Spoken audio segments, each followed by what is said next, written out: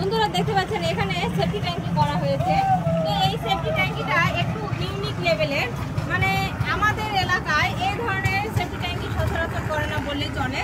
Boring করে pipe দিয়ে কিন্তু ফিল্টার তৈরি করা হয়েছে দেখতে পাচ্ছেন, এবং এই ফিল্টারগুলো কিন্তু এই বোরিংগুলো কিন্তু 30 ফিট গভীর করা হয়েছে, এবং এখানে কিন্তু পর্যাপ্ত পানি দিয়ে ভরে দেওয়া হয়েছিল, এবং এক পর্যায়ে দেখতে পাচ্ছেন এই পানিগুলো সবগুলো কিন্তু নিজেই শোধ করে নিয়েছে, মানে চুষে নিয়েছে।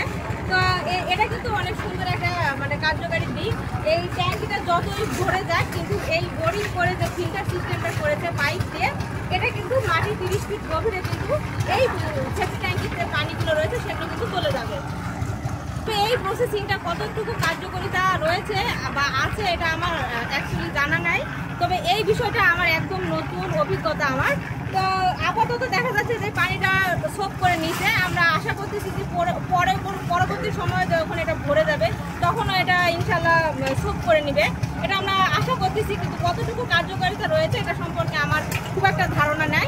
তো যারা এই এলাকায় কাজ করে অভ্যস্ত বা এটা সম্পর্কে যাদের জানা রয়েছে অবশ্যই একটু কমেন্টে বিস্তারিত জানাবেন।